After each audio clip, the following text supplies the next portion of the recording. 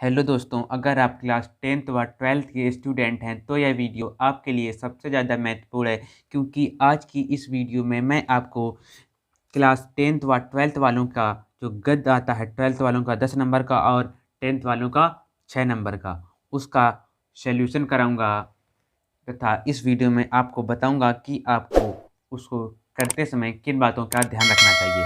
तो सबसे पहले इसमें से आपके 3 क्वेश्चन आते हैं। निम्नलिखित गद्यांश पर आधारित 3 प्रश्नों के उत्तर दीजिए, जो कि 2-2 नंबर के होते हैं, तो आपके 6 नंबर हो गए। तो इसीलिए आपको यह वीडियो पूरा अंत तक देखना है तथा हमारे चैनल को सब्सक्राइब कर लेना है।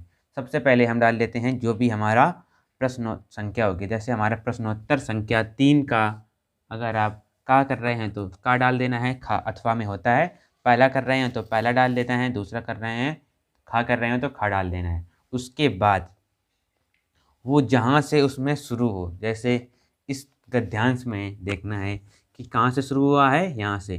भिन्न भिन्न धर्मों को मानने वाले, तो आपको क्या करना है, भिन्न भिन्न लिखना है और उसके बाद dot dot dot dot dot आखिर में जो लिखा है क्या, आश्चर्य नहीं, तो वहाँ तक लिख देना है, जिससे कि एग्जामिनर समझ जाएगा कि आपने कौन सा गद्य किया है। उसके बाद फिर हमारा आता है कि उपरोक्त गद्य का संदर्भ लिखिए।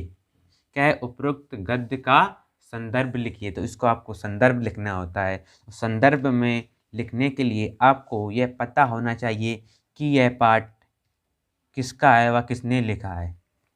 सबसे पहले जिस प्रकार से मैंने लिखा है देख लेते हैं कि प्रस्तुत गद्यांश हमारी पाठ्य पुस्तक के गद्य खंड से संकलित पाठ भारतीय संस्कृति से लिया गया है। इसके लेखक प्रसिद्ध कवि डॉक्टर राजेंद्र प्रसाद जी हैं। इस प्रकार से आपको इसका संदर्भ लिखना है, ठीक है।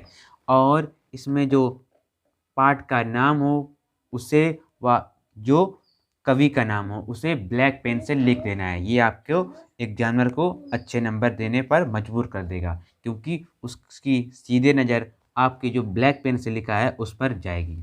उसके बाद हमारा दूसरा नंबर जो क्वेश्चन है उसी में क्या है, गद्य के रेखांकित अंशों की व्याख्या कीजिए। ठीक है, तो रेखांकित मतलब जिसमें ये रेखा है नीचे, उसमें आपको उसकी व्याख्या करनी है होती है। तो हम व्याख्या करते हैं। क्या है व्याख्या करनी है, यहाँ से पढ़ते हैं। यह कोई बात नहीं है कि एक स्वभाव और रुचि के लोग में ही मित्रता हो सकती है। नहीं, इसका नहीं, इस प्रकार इसका मैंने किया है, भिन्न भिन्न धर्मों को मानने वाले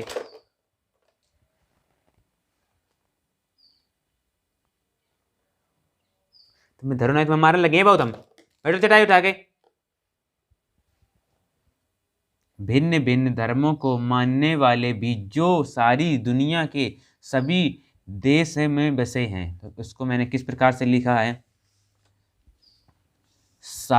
हमारी इस दुनिया में अनेक सारे देश व भिन्न भिन्न प्रकार के धर्म वाले लोग सारी दुनिया में कहीं ना कहीं रह रहे हैं। तो मतलब उसको मैंने कुछ बढ़ा चढ़ा कर व अपनी भाषा में लिख दिया है। इसी प्रकार से आपको जो भी गद्य है उसे अपनी भाषा में बढ़ा चढ़ा कर लिखना होता है। फिर क्या है, हम उसमें देख लेते हैं। इसमें समाज में विभिन्नता देखकर लोग एक दूसरे की ओर आकर्षित होते हैं। इसको मैंने किस प्रकार से लिखा है, दुनिया में कहीं ना कहीं बसे हुए हैं और हमारी देश भारत में भी थोड़ी बहुत संख्या में ये धर्म पाए जाते हैं और प्रत्येक धर्म व स्थान की अपनी एक वाणी होती है। मतलब आप अपने स्टेट से दूसरे स्टेट में जाएंगे तो वहाँ की अलग भाषा होगी। इस प्रकार से इसमें बताया गया है, जिसको गिनना कोई आसान बात नहीं है।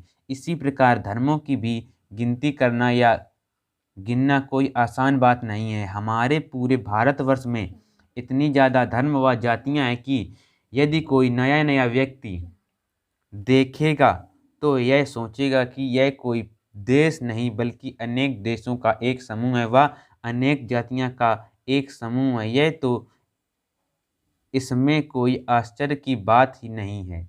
तो इस प्रकार से आपको उसका गद्य की रेखांकित अंश की व्याख्या करनी है। अपनी भाषाओं में बढ़ा चढ़ाकर लिखना है और आपको यहाँ पर डाल देना है रेखांकित अंश की व्याख्या। क्वेश्चन ये खा है, इसे आपको ब्लैक पेन से लिखना है। उसके बाद जो तीसरा क्वेश्चन हमारा होता है उसी से होता है रिलेटेड।